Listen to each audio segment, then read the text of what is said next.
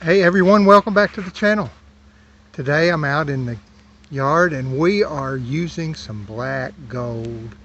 That's right, some compost that we made from leaves that we had composted up 2 years ago. And I thought we'd show you because they're going to be great for our raised beds. I keep my Honda here in the yard for purposes just like this so that I can actually move trailers around, move boat trailers, move different things around.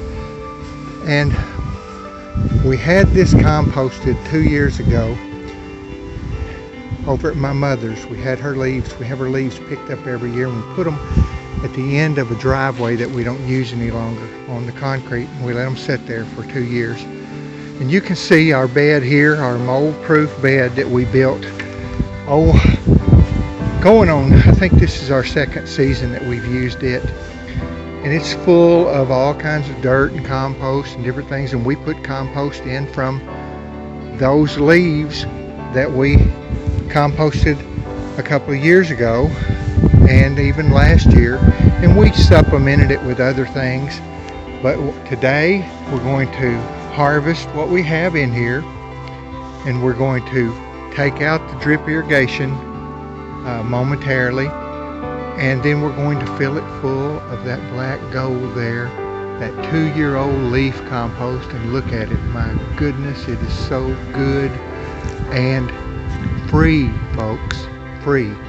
You can do the same thing in a corner of your yard somewhere by just piling up your leaves, gathering them up, putting them in an area and leaving them for a couple of years. And they will literally break down and become great. You don't have to touch them, do anything. Don't have to turn them like everybody recommends that you do. They're full of earthworms. They're doing great. If you'll let them set for 2 years, that is. If you let them set for 2 years, you won't have to do anything to them. And so you see right here what we're going to do and how we're going to add that. And we're really going to improve that soil right there. There's our azaleas. I love them. Look at the little blooms that are about to burst out. All those hundreds of little blooms. It's a beautiful, beautiful plant, and it has a companion plant right here beside it. They will be beautiful here in just days. It's amazing. Then turn around here. Our apple trees still have blossoms on them. Look at all the little apples right here. You see those? I keep them pruned down intentionally so that I can reach the fruit and allow the base of the tree to get on up there bigger. So we'll see how they work with their pruning. And I thought lastly I'd show you this. I transplanted right down here, I transplanted one of our blueberry bushes because it was over here, way over there in the shade and not doing well at all. There's two over there you can see. One's on the right of that big tree and one's on the left. And they're doing okay because they get some morning sun and afternoon sun. And these get a lot of sun. This is just an example of these three up here. They are loaded with blueberries, and they have been for the last 3 or 4 years. They're doing really well. So that's an update on what's happening in the yard with respect to our fruit. And by the way, there's our 2 Santa Rosa plums down there, and they look like they're going to do well this year. They bloomed out and did good. And there's our pecan tree that's always done well. And oddly enough, that little pecan down there doesn't do any good at all, and we can't figure out why. They're different varieties, and maybe we're going to have to just cut it and get a different one. But this one has done great. This is my old muscadine vineyard right here with the 5 rows, 10 plants. They're doing well. They're coming along. They're leafing out good.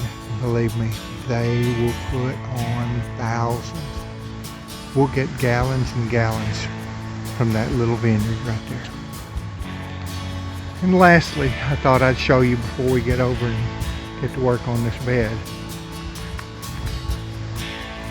our little zinnia flower bed. And we haven't even planted it yet this year, but look, there's a couple of zinnia plants that have come up naturally from last year, and they've already bloomed.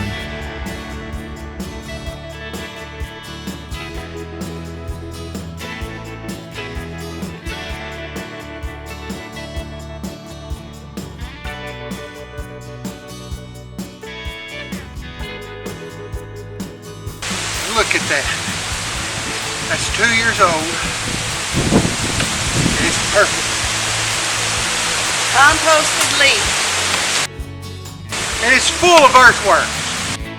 Over time, as this decomposes more, the whole bed sinks and settles.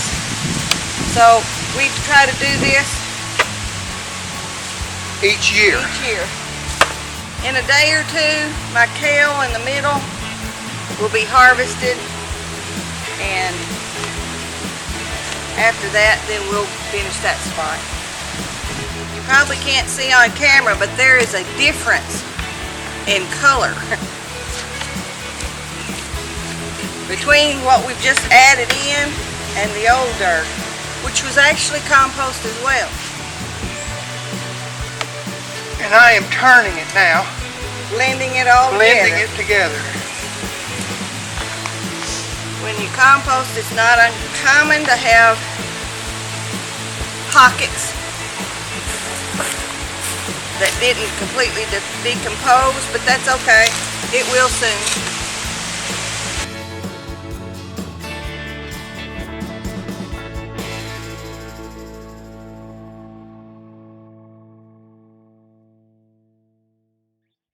I'm very thankful that we had enough guidance from different people to make this a mold-proof bed. Otherwise, we'd be in real trouble. I'll have Neil put a link in below about how to the video where we made this a mold-proof bed. And also, we treated the yard with milky spore. He can put a link in there for that as well.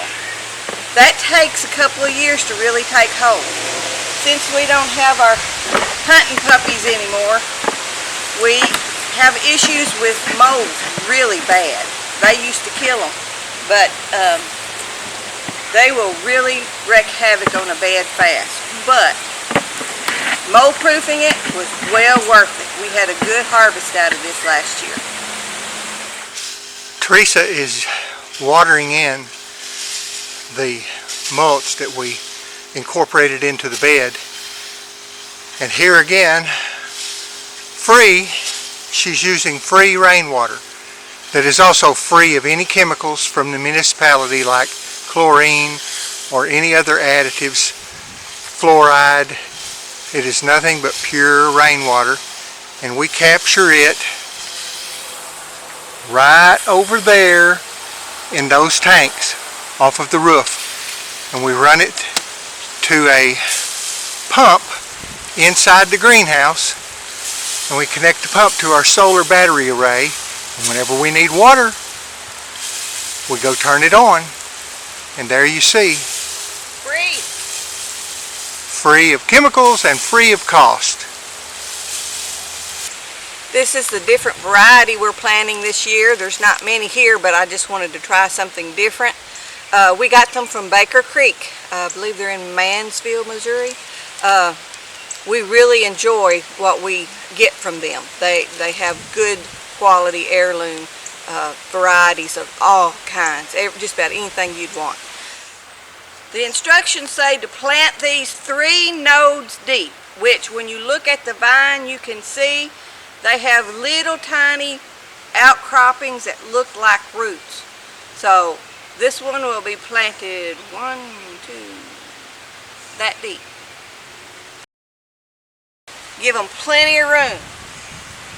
And with all this mulch that we've incorporated, it'll be a nice loose medium for them to grow in and get big, I hope.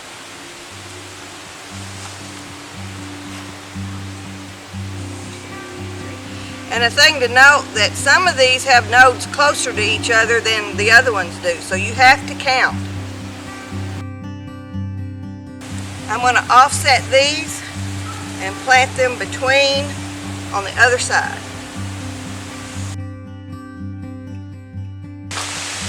Now I will get the slips that I've grown and show you what I have for the other end. These are the sweet potato slips that I'm growing from the all-natural food store where I got the sweet potatoes 2 or so years ago. I don't know why. Sometimes they sprout and sometimes they don't. So if you're going to try this, be sure to put like 3 or more in water. That it'd be great if you got plenty, but if you don't, because I've had some that just wouldn't produce any kind of slips. And you see the root system is pretty extensive. I just picked out some at random. If anybody out there watching has an opinion about why some do and some don't, and if I could do something better, please let me know. I put 3 toothpicks in. When they get about 4 inches long, I'd let this one go just a little bit more. Then I just break it off and I put it in water. These I just poked holes in plastic wrap and put them down in water, and they took off and have produced good roots. So these are ready to go in the garden. I have more in the sunroom. But there are some that are just not really taken off yet, and I may just plant in a week or so again. Add some more. But that's how easy it is. The one thing I would caution is, if you're going to do it like I did, and plant something you bought at a store, be sure and get organic. Because I have seen research where they took Irish potatoes or any kind of root crop, that would be carrots, turnips.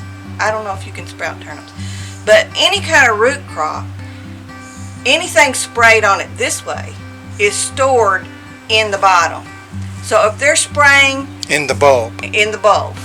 If they're spraying all kinds of chemicals up here, there's going to be a lot of traces of it down here, and you don't want to eat that. So if you buy something that you're going to plant or grow slips off of, then you want organic.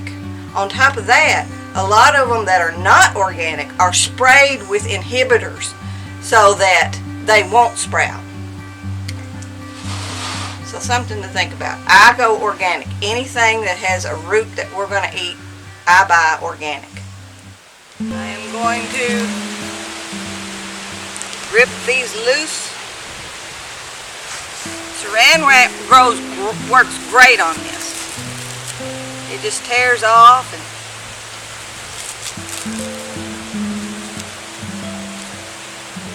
save my water. See, these are producing roots all the way up, so that's about 4 nodes, like we were planting on the other ones. And we'll just continue down to the end of the bed. So it's really that easy and cheap. Thank you for coming along with us on this little project. Neil put links to the other ones that videos that we mentioned on what all we did in the history of this bed. We appreciate your time to watch. Thank you so much. Please press the like button. That helps the algorithm on YouTube. They're pretty picky. God bless you and have a great day. Go out and garden something. You'll be glad you did.